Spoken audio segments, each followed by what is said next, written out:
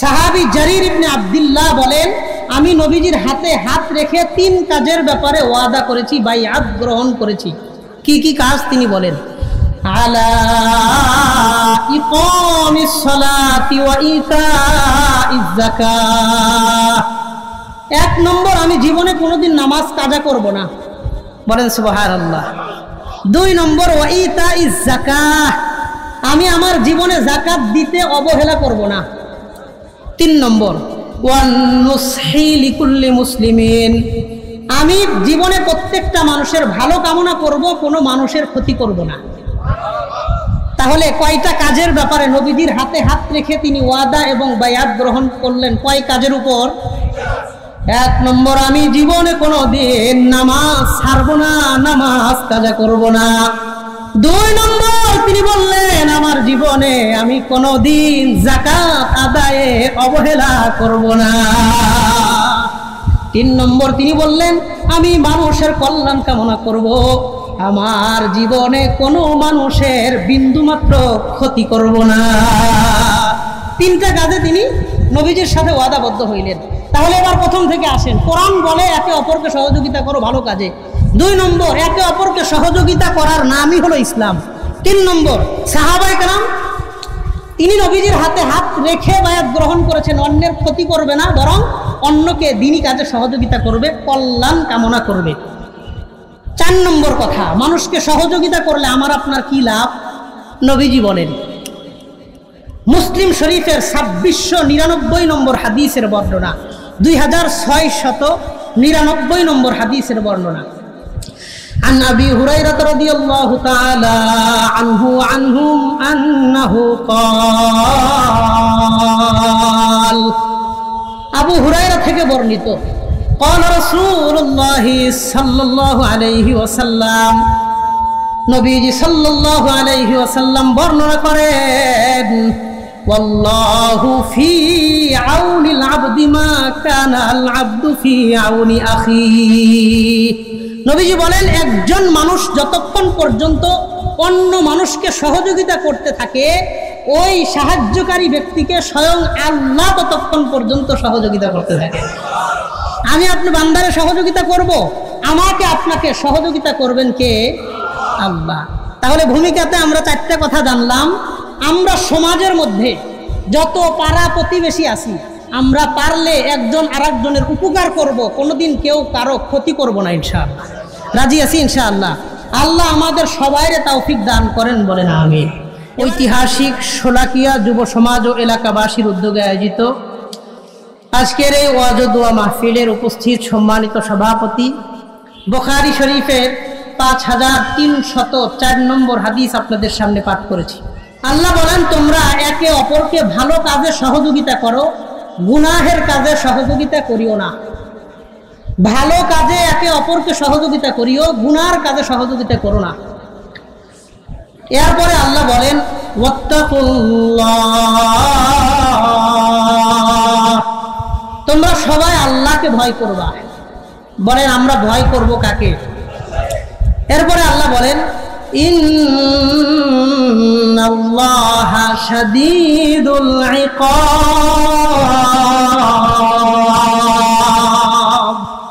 শোনো আল্লাহ তাআলার শাস্তি বড় ভয়ঙ্কর। এই আয়াতে সূরা মায়েদার 2 নম্বর এই আয়াতে আল্লাহ তাআলা বললেন, তোমরা একে অপরকে ভালো কাজে সহযোগিতা করবা, গুনার কাজে সহযোগিতা করবা না। তাহলে একে অপরকে ভালো কাজে সহযোগিতা করব, এটা আমাদেরকে আদেশ করলেন কে? এবার একটা হাদিস আপনাদের সামনে বলি। আবু দাউদ শরীফের 5544 নম্বর হাদিসের বর্ণনা, 4944 নম্বর হাদিসের বর্ণনা। عن أبي هريرة رضي الله تعالى عنه وعنهم أنه قال, নবীজির সাহাবী আবু হুরায়রা রাদিয়াল্লাহু আনহু তিনি বলেন, قال رسول الله صلى الله عليه وسلم, নবীজি বলেন, إن الدين النصيحة। এই কথাটা নবীজি 3 বার বলেন। অন্য ব্যক্তির কল্যাণ কামনা করার নামই হলো দ্বীন। একজন ব্যক্তি আরেকজন মানুষের কল্যাণ কামনা করবে, এটার নাম দ্বীন। একজন মানুষ আরেকজন মানুষের উপকার করবে, ক্ষতি করবে না, এটার নাম হলো দ্বীন। তাহলে 1 নম্বর কথা জানলাম, আল্লাহ কোরআনে একে অপরকে সহযোগিতার কথা বলেছেন ভালো কাজে। 2 নম্বর কথা, একে অপরের ভালো কাজ করা, সহযোগিতা করা, কল্যাণ কামনা করা, এটার নামই হলো দ্বীন। 3 নম্বর একটা হাদিস আপনাদের শোনাই, বুখারী শরীফের 57 নম্বর হাদিসের বর্ণনা।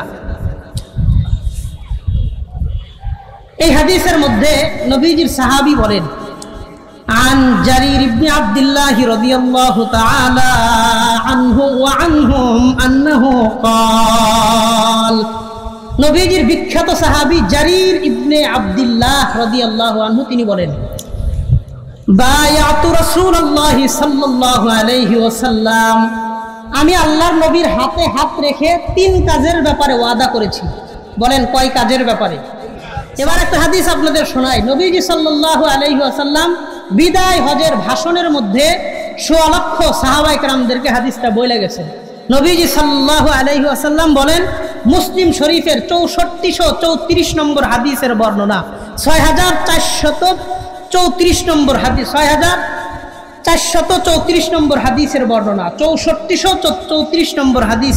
নবীজি বলেন, عن جابر بن عبد الله رضي الله تعالى عنه وعنهم أنه قال, জাবের রাদিয়াল্লাহু আনহু থেকে বর্ণিত তিনি বলেন, قال النبي صلى الله عليه وسلم في خطبة حجة الوداع, আল্লাহর নবী বিদায় হজের খুতবার মধ্যে 100 লক্ষ সাহাবায়ে কেরামদেরকে বলেন, লা তাহাসাদু ওয়ালা তানাজাসু ওয়ালা তাবাগাদু ওয়ালা তাদাবারু ওয়ালা ইয়াবি'ু বা'যুকুম আলা বাই'i বা'য। নবীজি বলেন, লা তাহাসাদু, তোমরা সমাজে একে অপরের সাথে হিংসা করবা না। বলেন কি করবা না? নবী বললেন, লা তাহাসাদু, তোমরা সমাজের মধ্যে একে অপরের সাথে হিংসা করবা না। ওয়ালা তানাজাসু, তোমরা একে অন্যের সাথে ধোঁকাবাজি করবা না। ওয়ালা তাবাগাদু, একে অন্যের সাথে বিদ্বেষ লালন করবা না। ওয়ালা তাদাবারু, তোমরা একে অন্যের পিছনে বসে কারো সাথে শত্রুতা লালন করবা না। একে অন্যের পিছনে বসে কারো ক্ষতি করার চিন্তা ভাবনা করবা না। 4টা কাজ থেকে নবী নিষেধ করলেন। হিংসা কইরো না, ধোঁকা দিও না, অন্যের সাথে বিদ্বেষ রাখো না, আর পিছনে বসে কারো ক্ষতি করার চিন্তা কইরো না। আর একটা কথা নবী বললেন, ওয়ালা ইয়াবি'ু বা'যুকুম আলা বাই'i বা'য, একজনের বেচা কেনার উপর আরেকজন বেচা কেনা কইরো না। একজন গরিব মানুষ একটা মাছের দাম করতেছে, জিজ্ঞাসা করতেছে যে এটা আমি আপনাকে 3000 টাকা দেই। গরিব মানুষ এর চাইতে বেশি তার সামর্থ্য নাই। একজন টাকাওয়ালা মানুষ আইসা বলতেছে, ভাই ওই 3000 টাকা না, আমি 3500 টাকা দিব, আমারে দিয়ে দেন। তো স্বাভাবিকভাবে ব্যবসায়ী তাকে মাছটা দিয়ে দিবে। তা আপনার এই আচরণের কারণে একজন গরিব মানুষের মনে কষ্ট লাগবে কি লাগবে না? হ্যাঁ, গরিব মানুষের সাথে কথা কাটাকাটি হয়ে কথা শেষ হয়ে গেছে, সে নিতে পারে নাই, সে তাকে দেয় নাই, সে চলে গেছে। এখন যদি আপনি এসে বলেন, আচ্ছা ভাই আমি 3500 দেই, আমারে দিয়ে দেন, তাহলে ওই ব্যক্তির মনে কষ্ট পাবে না। বিষয়টা কি বুঝতে পারছি সবাই? এটাই নবীজি বললেন, ওয়ালা ইয়াবি'ু বা'যুকুম আলা বাই'i বা'য, একজনের বেচা কেনার উপর আরেকজন তোমরা বেচা কেনা করবা না, এতে অন্য মানুষ কষ্ট পাবে। এরপরে নবী বললেন, ওয়াকুনু ইবাদাল্লাহি ইখওয়ানা, তোমরা প্রত্যেকেই এক আল্লাহর বান্দা। বলেন সুবহানাল্লাহ।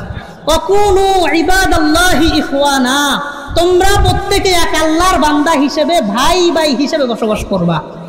এরপরে নবী বললেন, শোনো, আল মুসলিমু আখুল মুসলিম, একজন মুসলমান আরেকজন মুসলমানের ভাই হয়।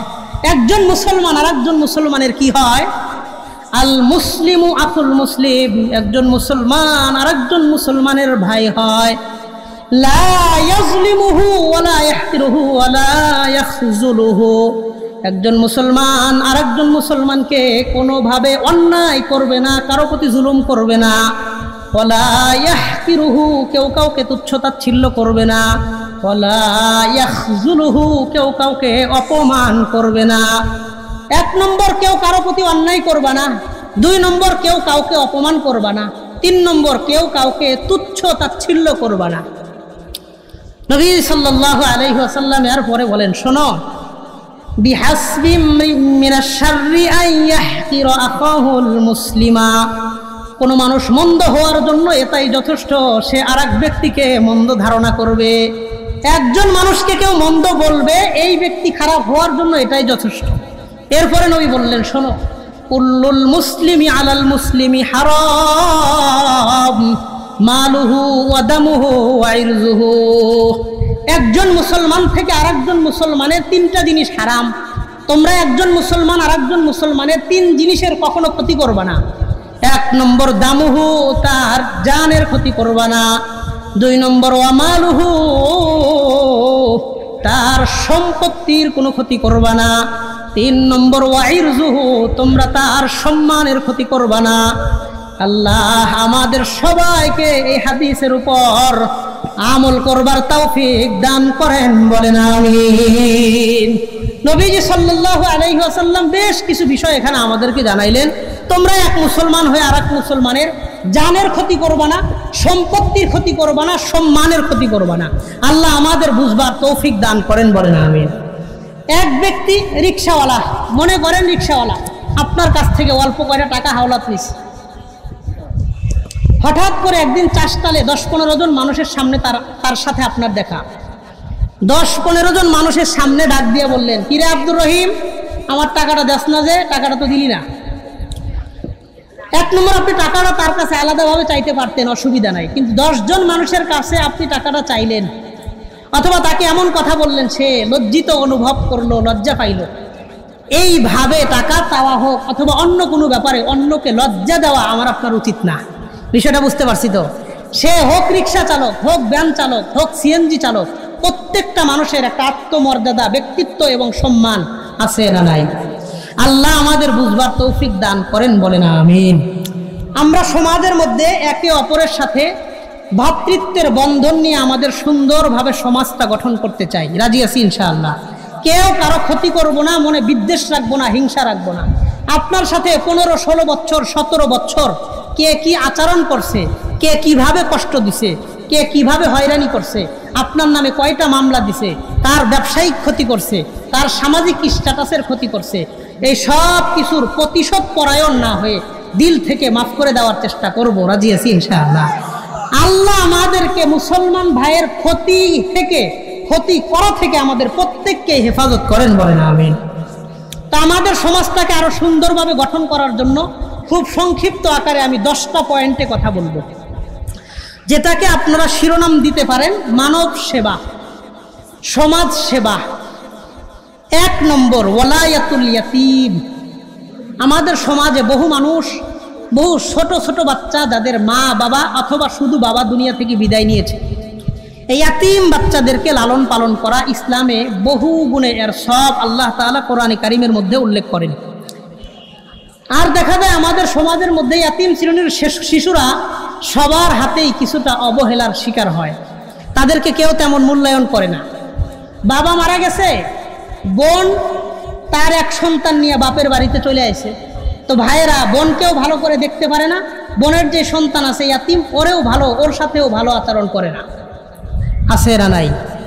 নিজের সন্তানের সাথে বোনের সন্তান, ছোট ছোট বাচ্চা, 2 জনে ঝগড়া লাগছে। ঝগড়া লাগার পর নিজের সন্তানটারে টাইনা বুকে নেয় আর ওই পোলারের ধমক দেয়, কিরে তোর এত বড় সাহস, ওর গায়ে হাত তুলছস, আর একদিন এমন উল্টা পাল্টা আচরণ করলে ঘাট ধরে বাড়ির থেকে বাইর করে দিব। এমন কথা বলে, আছে না নাই? কথা বলেন, আছে না নাই? না, ইয়াতীম বাচ্চাদেরকে লালন পালন করা, তাদের সাথে সহানুভূতিমূলক আচরণ করা, এটা আমার আপনার দায়িত্ব। আল্লাহ আমাদের বোঝার তৌফিক দান করেন। ইয়াতীমদের সম্পর্কে আমি 5টা কথা বলি। 1 নম্বর, কোরআনে কারীম সূরা বাকারা আয়াত নম্বর 83 নম্বর আয়াত, আল্লাহ তাআলা বলেন, লা তা'বুদুনা ইল্লাল্লাহ। মুমিন মুসলমান, তোমরা আল্লাহর দাসত্ব ছাড়া কারো দাসত্ব করবা না। বলেন, আমি আপনি একমাত্র ইবাদত করব কার? তা আল্লাহ বললেন, লা তা'বুদুনা ইল্লাল্লাহ, তোমরা আল্লাহর ইবাদত ছাড়া কারো ইবাদত করবা না। দুই নম্বর কথা আল্লাহ তাআলা বললেন ওয়াবিল ওয়ালিদাইনি ইহসানা ওয়া যিল কুরবা ওয়াল ইয়াতামা ওয়াল মাসাকিন। আর শোনো, তোমরা তোমার মা বাবা, তোমার নিকট আত্মীয় আর তোমার ইয়াতীম আর মিসকিন শিশুদের সাথে ভালো আচরণ করবা। আল্লাহ বললেন আমার ইবাদত ছাড়া কারো ইবাদত করবা না, আমার দাসত্ব ছাড়া কারো দাসত্ব করবা না। এরপরেই বললেন মা বাবা, ইয়াতীম শিশু, নিকট আত্মীয় আর অসহায় শিশুদের সাথে ভালো আচরণ করবা। তার মানে ইয়াতীমদের সাথে ভালো আচরণ করার গুরুত্ব ইসলামে আছে না নাই? আছে। এবার আরেকটা আয়াত আল্লাহ তাআলা বলেন সূরা বাকারা আয়াত নম্বর 215, 215 নম্বর আয়াত আল্লাহ তাআলা বলেন সূরা বাকারা, ইয়াসআলুনাকা মাযা ইউনফিকুন। নবী, মানুষজন আপনাকে জিজ্ঞাসা করে তারা তাদের সম্পদ কোন পথে ব্যয় করবে।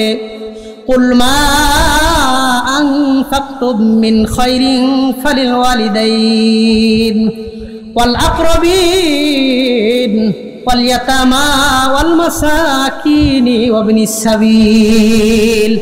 নবী, আপনি আপনার উম্মতদেরকে জানায়া দেন, তারা যদি জানতে চায় তারা তাদের সম্পদ কোন পথে ব্যয় করবে, আপনি তাদেরকে জানায়া দেন তারা যেন সম্পত্তি 5টা পথে ব্যয় করে।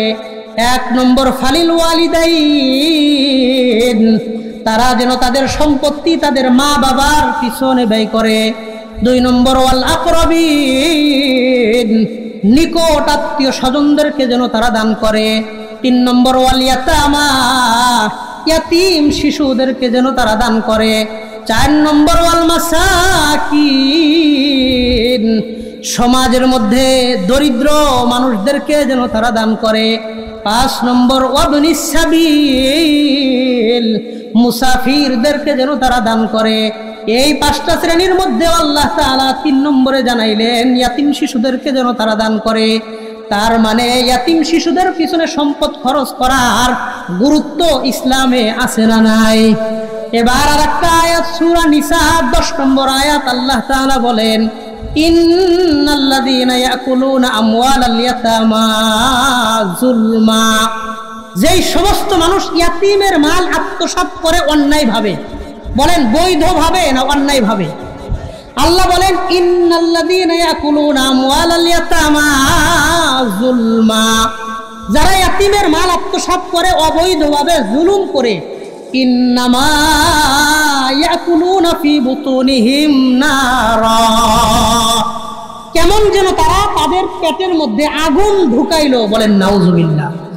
এরপরে আল্লাহ বলেন ওয়াসায়াসলাউনা সাঈরা, এই সমস্ত মানুষ ইন্তেকালের পর তারা আল্লাহর জাহান্নামে প্রবেশ করবে, বলেন নাউজুবিল্লাহ। ইয়াতীমের মাল যারা অন্যায়ভাবে আত্মসাৎ করবে, ইয়াতীমের মালের দৃষ্টান্ত হলো আগুনের মতো, কেমন যেন তারা পেটের মধ্যে আগুন ঢুকাইতেছে, মরার পরে তারা সরাসরি জাহান্নামে যাবে, নাউজুবিল্লাহ।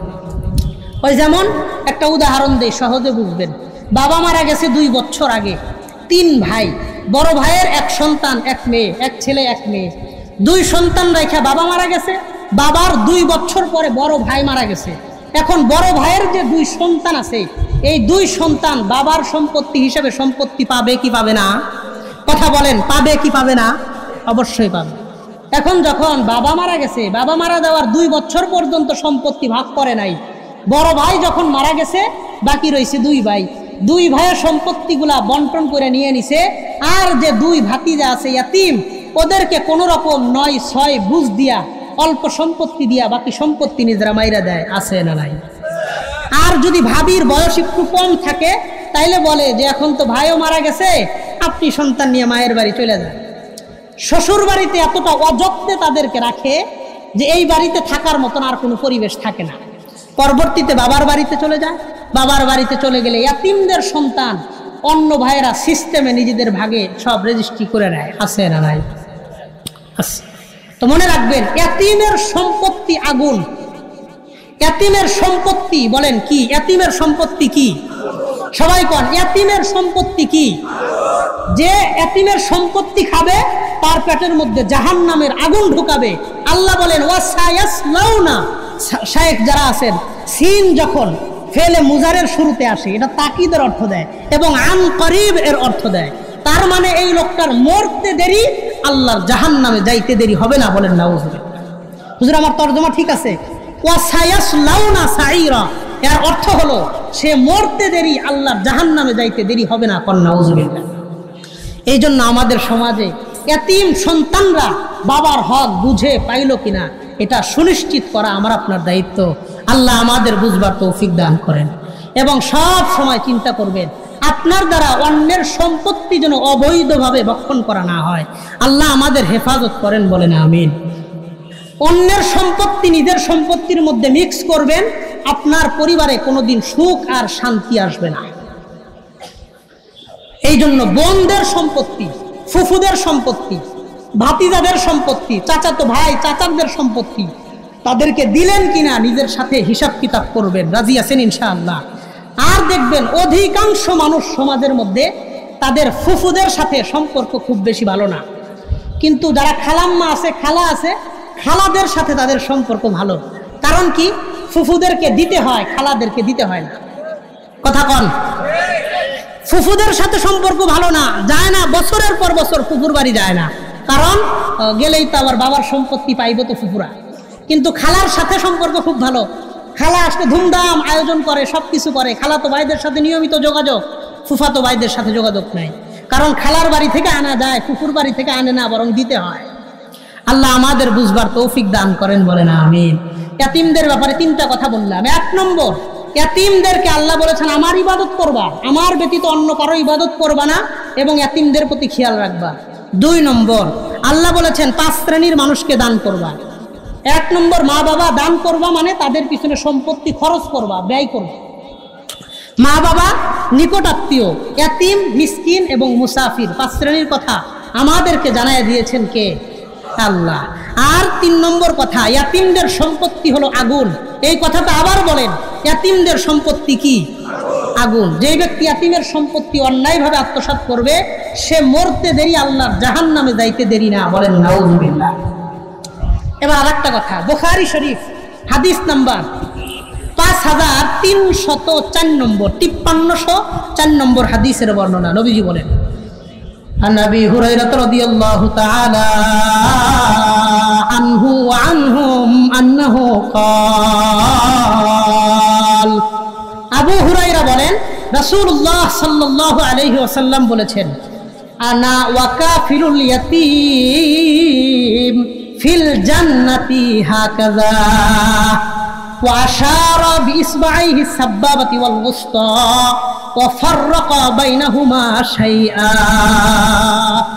নবীজি বলেন, আমি এবং যেই ব্যক্তি ইয়াতিমকে লালন পালন করবে, বলেন কাকে লালন পালন করবে? যেই ব্যক্তি ইয়াতিমকে লালন পালন করবে ওই ব্যক্তি আর আমি দুইজনে ফিল জান্নাতি হাকাযা, জান্নাতে আমরা এইভাবে থাকব। ওয়া আশারা বিইসবাইহি সাব্বাবাতি ওয়াল উসতা, এরপরে আল্লাহর নবী 2টা আঙ্গুল আকাশের দিকে উঠায়া বললেন, এই 2টা আঙ্গুল যতটা পাশাপাশি থাকে আমি আর ওই ব্যক্তি আল্লাহর জান্নাতে এতটাই কাছাকাছি অবস্থান করব। আমি আর ওই ব্যক্তি জান্নাতে এতটা কাছাকাছি থাকব।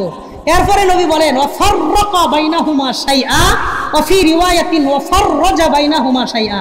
2 আঙ্গুলে লাগায় রাখছিলেন, এরপরে একটু ফাঁকা করছেন, ফাঁকা করে বলেন এই 2 আঙ্গুল যতটা কাছাকাছি আমি আর ইয়াতিমের প্রতি যারা লালন পালন করে, সহযোগিতা করে, এই 2 ব্যক্তি জান্নাতে এতটাই কাছাকাছি অবস্থান করব।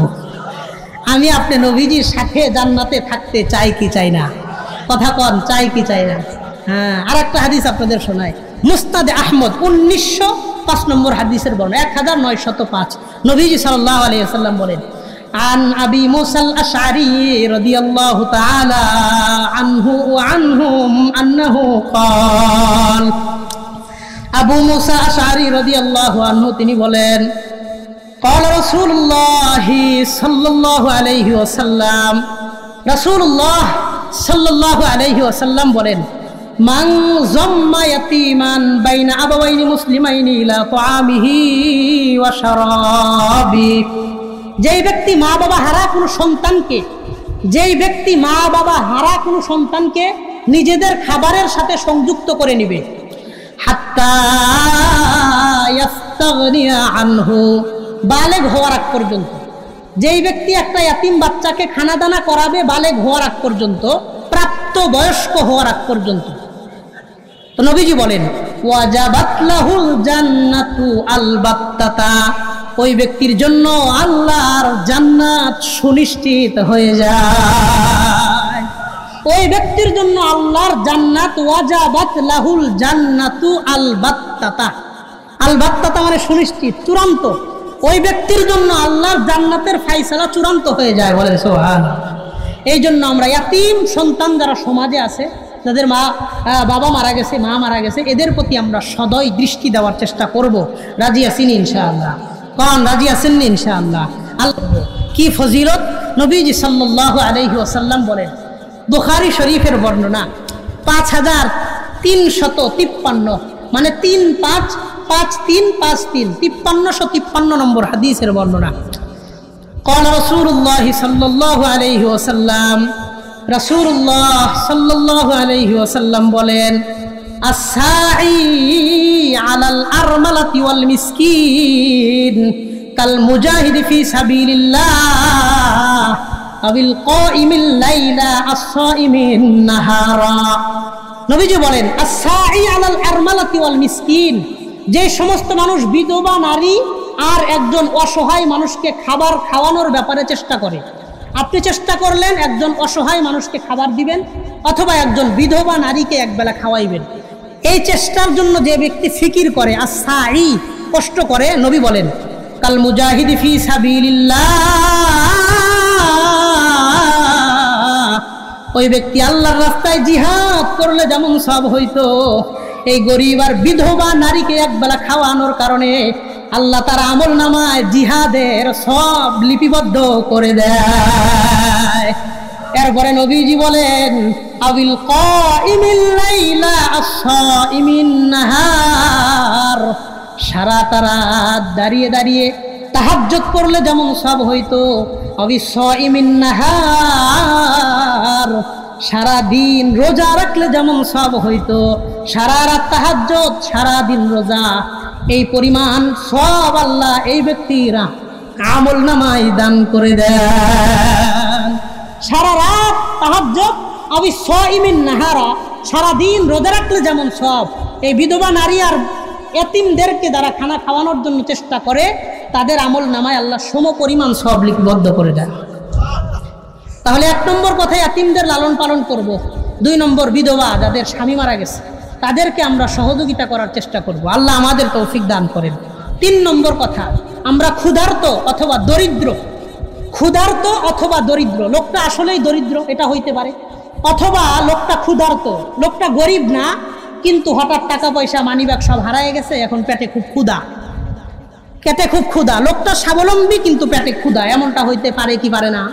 পারে। লোকটা দরিদ্র না কিন্তু ক্ষুধার্ত।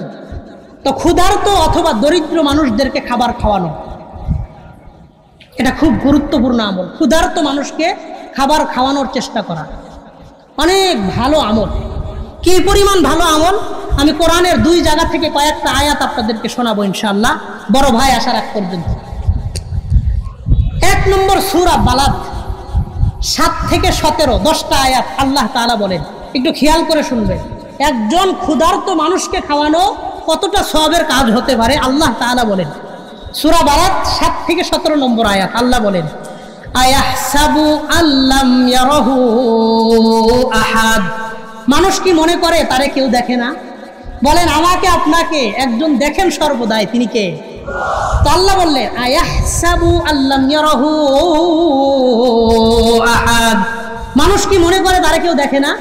শোনো, আলাম নাজআল লাহু আইনাইন, আমি মানুষদেরকে 2টা চক্ষু দান করেছি। বলেন আমাকে আপনাকে 2টা চক্ষুর মালিক বানাইছেন কে?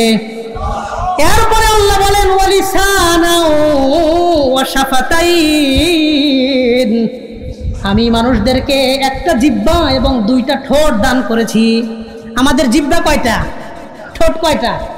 আল্লাহ বললেন তোমাদেরকে 2টা চোখ, 2টা ঠোঁট আর 1টা জিহ্বার মালিক আমি আল্লাহ বানাইছি। ওয়াহাদাইনাহুন নাজদাইন, তোমাদেরকে আমি দুইটা রাস্তা দেখাইছি, একটা ভালো রাস্তা আর একটা খারাপ রাস্তা। আমার আপনার সামনে, প্রত্যেকটা মানুষের সামনেই তো দুইটা রাস্তা থাকে, একটা ভালো রাস্তা আর একটা মন্দর রাস্তা।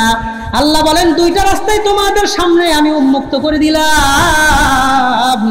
ফালাকতাহামাল আকাবা, কিন্তু তোমরা ঘাটির পথ পাড়ি দিয়া জান্নাত পর্যন্ত আসতে পারো নাই। ফালাকতাহামাল আকাবা, তোমরা ঘাটি অতিক্রম করে জান্নাত পর্যন্ত আসো নাই। তো জান্নাতের পথ কোনটা? তোমরা সে পথে আসতে পারো নাই। এবার আল্লাহ নবীজিকে জিজ্ঞাসা করেন, ওমা আদরাকা মাল আকাবা, নবী আপনি কি জানেন জান্নাতের পথ কোনটা? তো আল্লাহ জানায়া দেন, শোনেন, জান্নাতে যাওয়ার পথ চারটা। বলেন সুবহানাল্লাহ। জান্নাতে যাওয়ার পথ কয়টা? এই সূরার এই আয়াত খুলাতে আল্লাহ চারটা পথ বলেছেন। এক নম্বর, ফাক্কু রাকাবা, বন্দীদেরকে মুক্ত করবেন, কৃতদাসদেরকে আজাদ করবেন। আগের জামানায় আরবের মধ্যে কৃতদাসের প্রচলন ছিল। নবীজি বলেন, যেই ব্যক্তি একজন কৃতদাসকে তার মালিকের কাছ থেকে কিনে আজাদ করে দিবে, মুক্ত করে দিবে, এই ব্যক্তির গর্দানটা আল্লাহ জাহান্নামের আগুন থেকে মুক্তি করে দেয়। এক নম্বর আল্লাহ বললেন ফাক্কু রাকাবা, কৃতদাসদেরকে আপনি আজাদ করবেন। দুই নম্বর নবী আল্লাহ বলেন আও ইতআমুন ফি ইয়াউমিন যী মাসগাবা, অথবা অভাব অনটনের দিন আপনি ক্ষুধার্ত মানুষদেরকে খাওয়াবেন। আও ইতআমুন ফি ইয়াউমিন যী মাসগাবা, অভাব অনটন দুর্দিনে আপনি মানুষদেরকে খাবার খাওয়াবেন। অভাব অনটন বন্দি মানুষদেরকে যদি আপনি খানা খাওয়ান, এই খাবারের আমলটা আপনাকে আল্লাহর জান্নাত পর্যন্ত নিয়ে যাবে।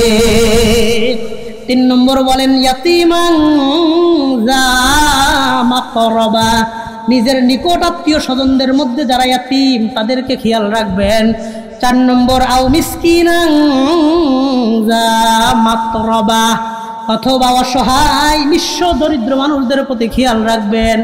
এই আয়াতে জানলাম আল্লাহ জান্নাতে যাওয়ার চারটে পদ্ধতি বললেন।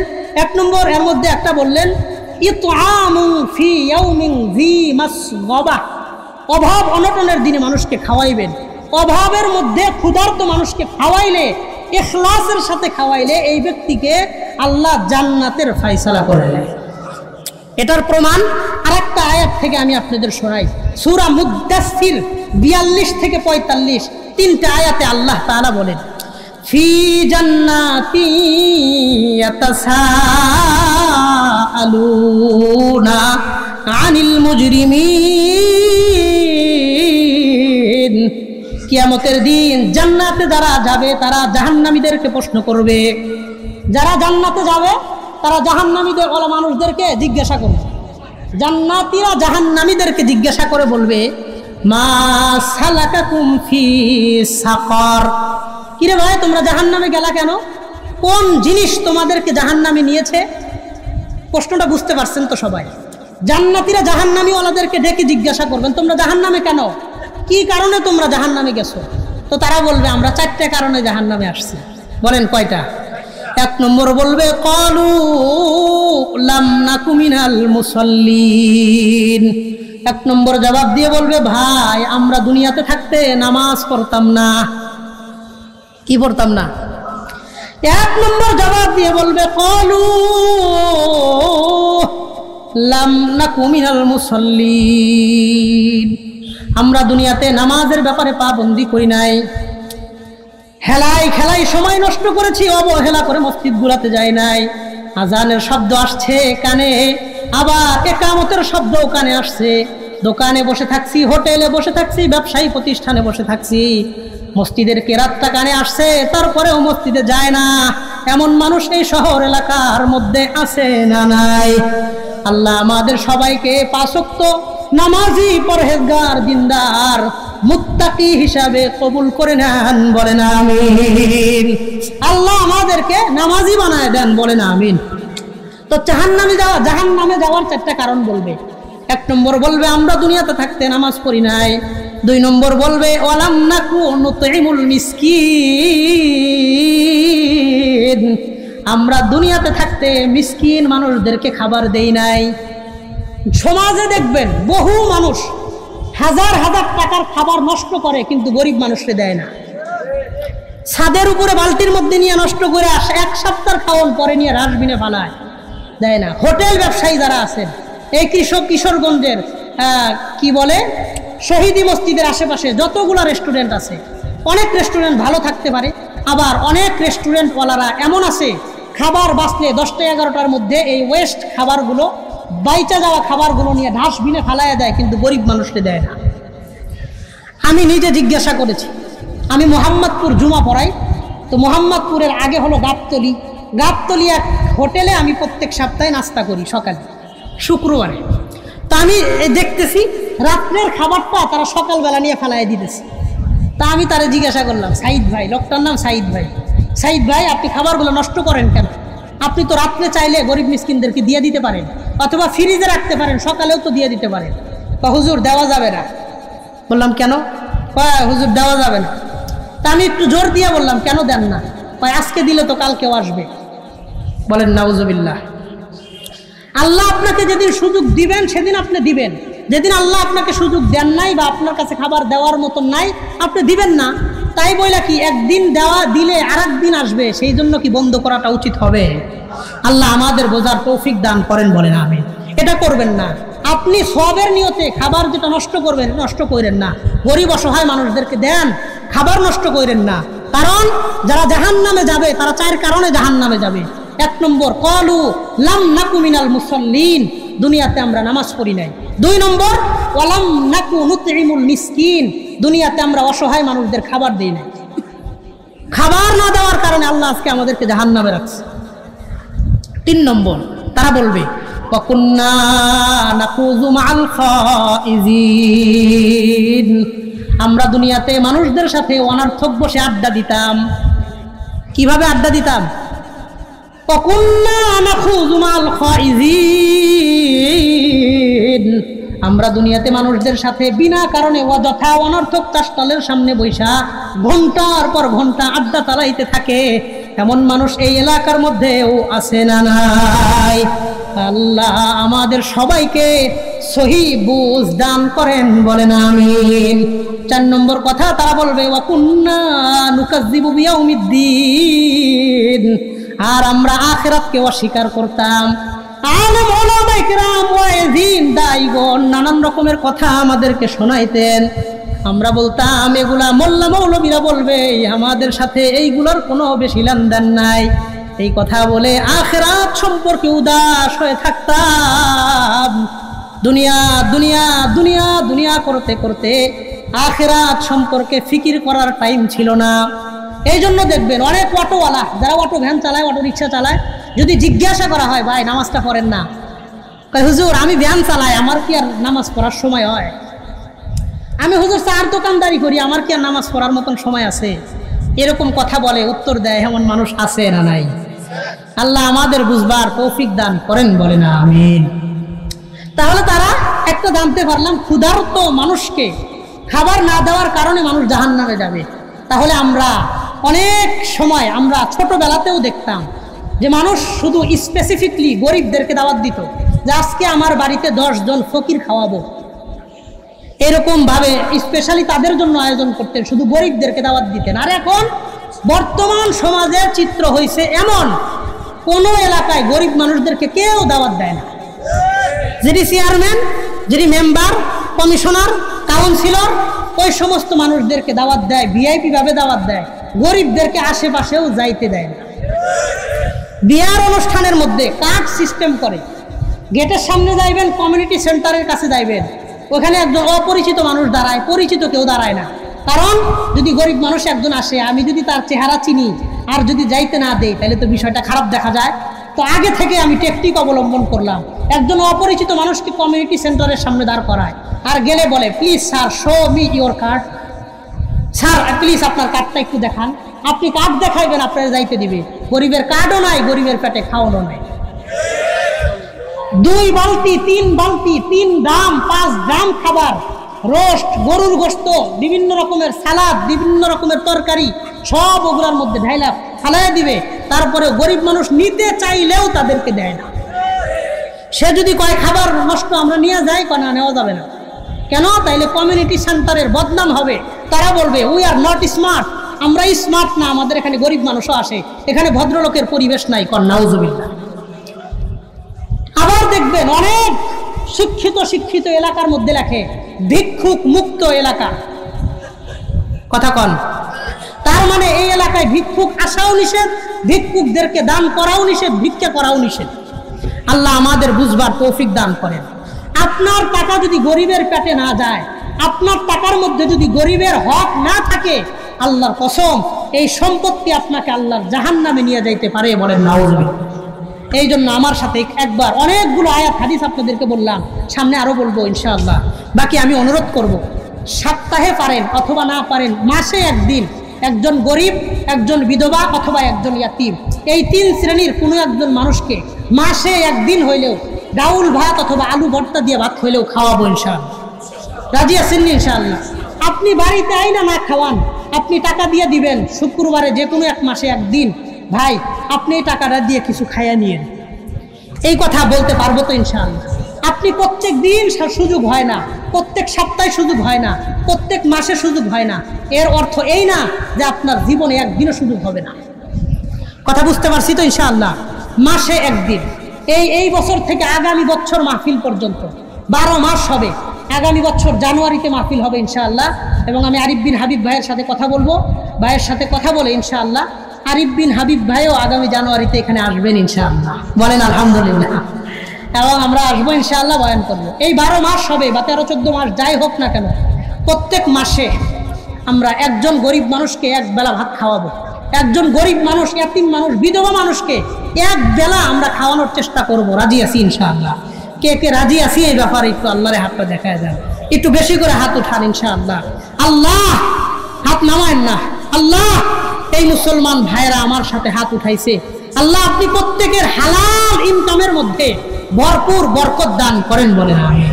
আল্লাহ আমি গরিবের কথা শুই না, যারা এমন একটা মহৎ কাজের নিয়ত করলো, আরহামার রাহিমিন, হে আরশের মালিক আল্লাহ, হে বাইতুল্লাহর মালিক আল্লাহ, এই কাজের উসুলা করে আমাদের সবাইরে জান্নাতুল ফেরদাউসে একই সাথে বসার তৌফিক দান করেন। হাত নাম, এটা মহৎ বড় একটা আমল আমরা ছেড়ে দিছি, বেমালুম ভুলে গেছি। 1 মাস হয়েছে একজন গরিবকে খাওয়াই নাই, 2 মাস হয়েছে একজন ইয়াতিমকে খাওয়াই নাই, 5 মাস গেছে কোনোদিন একজন মিসকিনকে খাওয়াই নাই, 1 বছর গেছে একজন বিধবাকে সহযোগিতা করি নাই। এমন অসংখ্য মানুষ আমাদের সমাজে আছে না নাই? অথচ নবীজি সাল্লাল্লাহু আলাইহি ওয়াসাল্লাম হাদিসের মধ্যে বলেন, যখন মক্কার সাহাবায়ে কেরাম হিজরত করে মদিনায় গেছেন, মক্কার সাহাবায়ে কেরাম বাড়ি ঘর জায়গা জমি বাগান সম্পত্তি সব মক্কায় ছাইরা মদিনায় গেছে, সব গরিব, কিচ্ছু নাই, এক কাপড়ে বাইরে হয়ে গেছে। তো আনসারি সাহাবায়ে কেরাম তাদেরকে দান করলেন। তো নবীজি সাল্লাল্লাহু আলাইহি ওয়াসাল্লাম বললেন, শোনো, ইন্নামা তুরজাকুনা বিসআলিকিল মুহাজিরিন, এই যে তোমাদের বাগান ফসল ফল ফলাদি পশু, এদের দুধে বরকত হয়, ফসলে বরকত হয়, খেজুরে বরকত হয়। কেন জানো?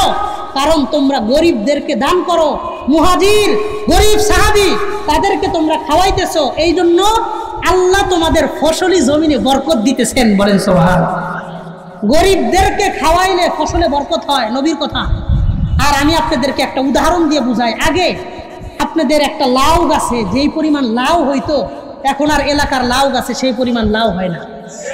একটা সিম গাছে এই পরিমাণ সিম ধরতো, পাতার চাইতে সিমের সংখ্যা বেশি, এলাকার মানুষকে ফিরি দিয়া শেষ করেন যাইতো না। তারপরেও কিছু সিম গাছে বাত্তি হইয়া বিচি ময়রা চেটকে লাগে থাকতো। কথা বুঝতেছেন তো আমার? শুধু এটা না, আগে আরো তিক্ত বাস্তব উদাহরণ নেন আপনারা। হাওড় এলাকার মানুষ, কিশোরগঞ্জের মানুষ সহজে বুঝবেন। আগে একটা নদী নালায় খাল যেই পরিমাণ মাছ পাওয়া যাইতো, এখন নদী নালায় খাল বিলে সেই পরিমাণ মাছ পাওয়া যায় না, চোখেও দেখা যায় না, শুধু মুরব্বীদের কাছে শুনলে গাল গল্প মনে হয়। এই পরিমাণ মাছ আগে পাওয়া যাইতো, এখন পাওয়া যায় না। আরো তিক্ত উদাহরণ, আগে একটা গাভীর গায়ে, গাভীর বটে বাটে যেই পরিমাণ দুধ হইতো, এখন সেই পরিমাণ দুধ হয় না। আরো ভয়াবহ উদাহরণ হলো, আগে কোনোদিন আমরা শুনি নাই একজন বাচ্চা তার মায়ের বুকের দুধ পায় না, এই কথা আমরা আগে কখনো শুনতাম না, আর এখন প্রত্যেকটা এলাকা, প্রত্যেকটা গ্রাম, প্রত্যেকটা পাড়া মহল্লা সব জায়গায় শুনি বাচ্চা হয়েছে, বাচ্চা মায়ের বুকের দুধ পায় না, মা ডাক্তারের কাছে গিয়া ওষুধ আয় না, ওষুধ খায় তারপরে বাচ্চা দুধ খাইতে পারে, মা ওষুধ খাওয়া বন্ধ করে দিলে বাচ্চা মায়ের বুকের দুধ পর্যন্ত পায় না, খাইতে পারে না। কারণ কি? এই যে প্রাকৃতিক সম্পত্তি থেকে বরকত নষ্ট হয়ে যাইতেছে, বরকত কইমা যাইতেছে, আস্তে আস্তে সব জিনিসের দাম বাইরে যাইতেছে। কারণ কি? খোঁজ নিয়ে দেখবেন এলাকার মানুষ আগে গরিবদেরকে দান করতো, এতিমদেরকে খাওয়াইতো, আস্তে আস্তে তারা গরিব থেকে যতটা দূরে চলে যায়, আল্লাহর বরকত সমাজ থেকে ততটাই দূরে চলে যায়। আপনারা গরিবদেরকে যতটা অবহেলা করবেন, আল্লাহর বরকত আপনাদেরকে ততটা অবহেলা করবে। বলেন নাউজুবিল্লাহ।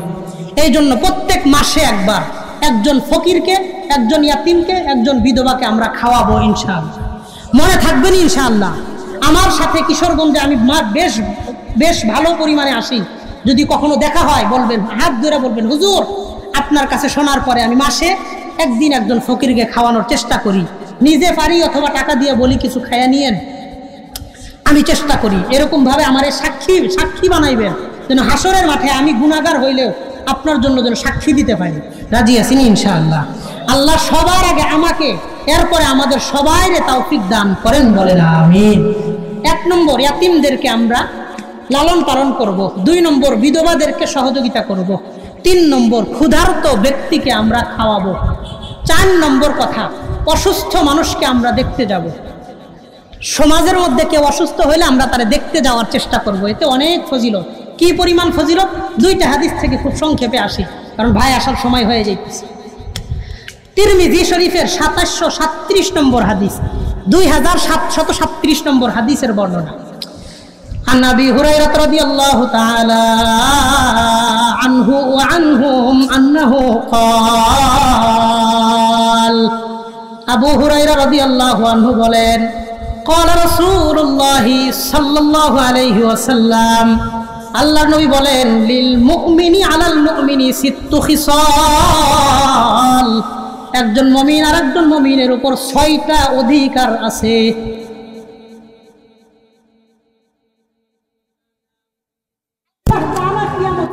বনি আদমকে জিজ্ঞাসা করবে, বনি আদমকে জিজ্ঞাসা করে বলবে, ইন্নী মারিজতু ফালাম তাউদনি, হে বনি আদম, আমি তো অসুস্থ হয়েছিলাম, তুমি তো আমাকে দেখতে আসো নাই। বলেন সুবহানাল্লাহ। আল্লাহ কি অসুস্থ হয়? তো আল্লাহ বনি আদমকে জিজ্ঞাসা করবেন, ইন্নী মারিজতু ফালাম তাউদনি, আমি অসুস্থ হয়েছিলাম, তুমি তো আমাকে দেখতে আসো নাই। এবার মানুষ জবাব দিবে, বনি আদম জবাব দিয়ে বলবে, কাইফা আউদুকা ওয়া আনতা রাব্বুল আলামিন, আল্লাহ আপনি তো সারা জগতের প্রতিপালক, আপনি রব্বুল আলামিন, আমরা কিভাবে আপনাকে দেখতে যাব? এবার আল্লাহ বলবেন, আলা তা'লামু আন্না ফুলানান মারিদা ফালাম তাউদহু, তুমি কি জানো না ওই ব্যক্তি অসুস্থ হয়েছিল, তুমি তো তারে দেখতে যাও নাই। একজন মানুষের কথা বলবেন, তোমার পাশের বাড়ির লোক অসুস্থ হয়েছিল, তুমি তারে দেখতে যাও নাই। শোনো, ফাইন্নাকা লাউ তাউত্তাহু, তুমি যদি ওই ব্যক্তিকে দেখতে যাইতা, লাওয়াজাত্তানি ইনদা, ওই ব্যক্তির দেখার মাধ্যমে, সেবার মাধ্যমে আমি আল্লাহকেই পায়া যাইতা। তুমি যদি ওই ব্যক্তিকে দেখতে যাইতা, তাহলে আমি আল্লাহরে পাইতা। বলেন সুবহানাল্লাহ। এই জন্য আমরা অসুস্থ ব্যক্তিদেরকে দেখতে যাওয়ার চেষ্টা করব, আল্লাহ তৌফিক দান করেন। বলেন আমিন। 5 নম্বর কথা, নবীজি সাল্লাল্লাহু আলাইহি ওয়াসাল্লাম বলেন, তোমরা প্রতিবেশীর সাথে ভালো আচরণ করবা, প্রতিবেশীর মনে কখনো কষ্ট দিবা না। 6 নম্বর কথা, তোমরা মানুষকে কর্জ দেওয়ার চেষ্টা করবা, ঋণ দেওয়ার চেষ্টা করবা। কারণ নবীজি সাল্লাল্লাহু আলাইহি ওয়াসাল্লাম বর্ণনা করেন,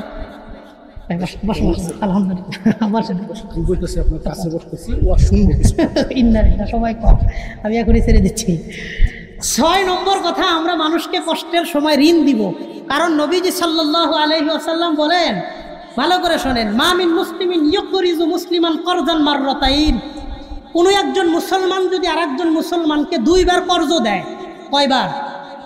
একজন মুসলমান যদি আরেকজন মুসলমানকে 2 বার কর্জ দেয়, ইল্লা কাসাদাকাতিহা মাররাতান, এই পরিমাণ টাকা একবার আল্লাহর রাস্তায় দান করলে যেমন সওয়াব, দুইবার কর্জ দিলে সমপরিমাণ সওয়াব আল্লাহ তাকে দিয়ে দেয়। কর্জ দেওয়ার অনেক ফজিলত, কিন্তু আমাদের সমাজে বর্তমানে কর্জ দেওয়ার সেই পরিবেশটা আর নাই। যখন নিজে কর্জ দিবেন নিজের বাদশা মনে হবে, আমার টাকা আছে আমি কর্জ দিলাম। কর্জ দেওয়ার সময় নিজের বাদশা মনে হইব, আর যখন কর্জর টাকা উঠাইতে যাবেন নিজের ফকির মনে হইব। দেন না ভাই, টাকাটা দেন না, আছে না নাই? মানুষের জবান ওয়াদা নষ্ট হয়েছে, এই জন্য মানুষের মুআমালাত নষ্ট হয়ে গেছে।